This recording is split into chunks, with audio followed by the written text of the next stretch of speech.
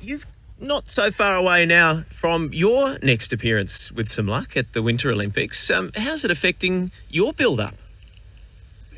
So our qualification period actually starts this international season coming up. And for us, travelling overseas and training and competing is still on the cards. But what that looks like, we don't really know. And planning like a week ahead at events is like a luxury for us. So I haven't booked flights for overseas yet, but I'm hoping I'll get to go over and ski, and I think competition will be a bonus. So what does that look like? I mean, who's giving you guidance on that? And realistically, with the way the world is right now, what are the chances that you're going to be able to get over there? The chances are high for us to go over and train. We're looking at going to Finland first. So we've got clearance from our ski association and the Olympic Winter Institute. It's just that if we go over, we're going over for up to 6 months, maybe more. And we have to be prepared to maybe go into lockdown, maybe not get training that we had hoped for. And we don't really know how competition's going to look because we're meant to travel around the world on the current schedule. And whether we can do that and just hop between countries is another thing. So it's kind of focusing on what we can do as an athlete on and off snow, keeping as safe as we possibly can, and being prepared if we do get the opportunity to train or to compete, that we are ready. And what are you doing right now to try and maintain some edge? Well, we just had a awesome training block up in Brisbane. So we have a water ramp facility. So we jump into a swimming pool on skis and a wetsuit and life jacket. And so we can practice new tricks as well as old tricks, but really good technical development. And then we're in the gym full time again now. Do a bit of visualization, looking at old videos, getting my mind and head in the game in case we do get to go over it possibly in 2 weeks, it's looking like. Now, you've come from, and it's, I think for your discipline, it's a well-worn path, isn't it? Coming from a dancing and gymnastics background. I think you were a dancer from the age of 3 and gymnastics from 8 years old. I think you competed at national level gymnastics. And then, like others before you, made that transition. Why did you want to be a freestyle skier and an Olympian? Well, I always wanted to be an Olympian, originally for summer sport, but I found my love of skiing through inter-schools competition. So it's pretty big in New South Wales and Victoria, and we get to compete in a bunch of different events. You get to meet all these different people. I met Matt Graham originally, who won a silver medal at Pyeongchang, and talked to a few of the kids that were in the Perisher program. And I begged my mum to let me join the Perisher Winter Sports Club the following year. And that was at 14 years old. So I was actually quite late to switch because most people are skiers from heart and they learn the aerial component and all the backflips and stuff, rather than I was the opposite. So I had really good jumping background and aerial awareness, and had to learn and catch up on the skiing front. So that's still my strength today, and you just got to know what your strengths are and play to that. And how difficult has that been? I mean, there's that theory that if you spend enough hours doing anything, ultimately you'll get good at it. Is that how you kind of approached all of this? Yeah, pretty much. My parents supported me through that. They took me overseas a bunch. They let me join all these different programs overseas and in Australia.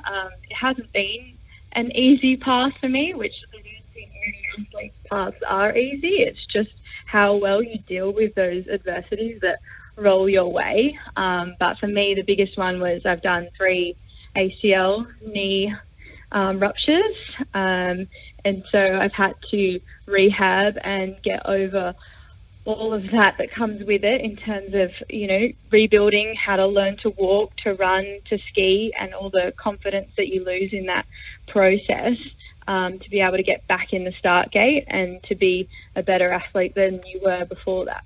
I was actually going to ask you, my spies were telling me that you have been a little bit injury prone, but there again, you must draw some sort of confidence and inspiration from those who've gone before you. I was at the Winter Olympics in Turin in 2006 when Lydia Lasala, she did her ACL and then obviously came back to enjoy the success that she has.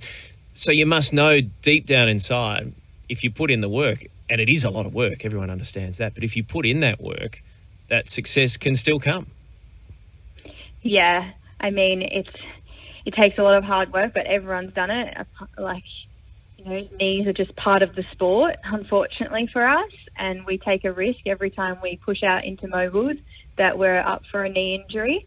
But it's how much you focus on that and how well you recover your body so that you're in the best possible shape not to get injured. But unfortunately, it will happen. It's just the nature of the sport. But yeah, like many people that have been very successful in the sport, they've all overcome multiple knee injuries. So I'm hoping I can do the same. It is such a contradiction, your sport, because it is so graceful, and then it is so brutal at the same time.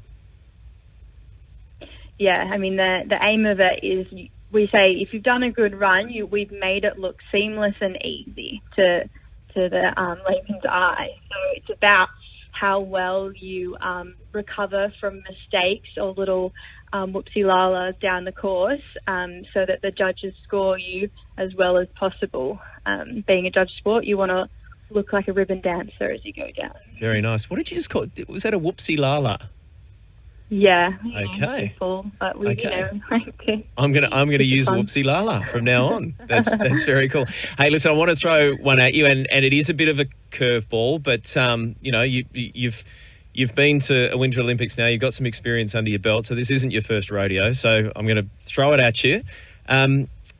Independent Senator Rex Patrick recently in Parliament called for a boycott of the next Winter Olympics by Australia. It's in Beijing, and that's to do with China's human rights record. What would you feel if that became more on the agenda? How would you approach something like that? I mean, it's really interesting in terms of like using sport for social change, and like that's a really interesting space to be in, that we can be really powerful in changing whatever, you want to make the world a better place by using sport. But I mean, the Olympics brings people together, and it enables people to get over these differences that we might have, and make a better place. So Pyeongchang, it was bringing South and North Korea together, which was something incredible to experience.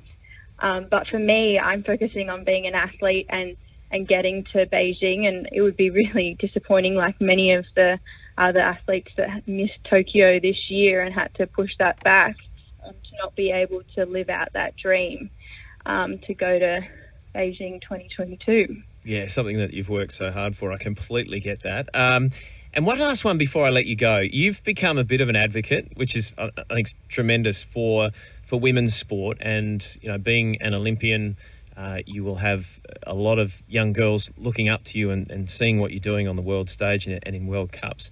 Do you feel like there's been a shift in women's sport, particularly in Australia, when you look around and you see national competitions on TV now? There's more funding coming through. Do you feel like there's a lot of momentum now for women's sport?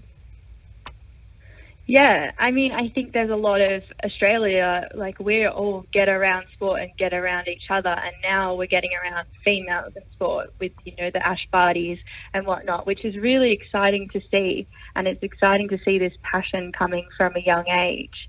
And I hope that's the case, and it will continue to flow on. For us in moguls, we're really successful in the female category, so we get a lot of support from the higher powers, and they push us to go really well, because on the world stage we do succeed. And so, yeah, I hope that I can pass that on to other people. I'm heavily involved with the skiing community at a school age, as well as the gymnastics community, and I hope that I can continue to inspire people to be involved at whatever level, but just to keep active and keep moving and find friends, find passion in sport. Well, folks, she is one of Australia's gun skiers, an Australian mogul skier. She's heading to, with an ounce of luck and injury-free status, heading to Beijing in a couple of years' time for the next Winter Olympics. Maddie Himbury, thanks very much for joining us on 1170 SEN. Thanks for having me.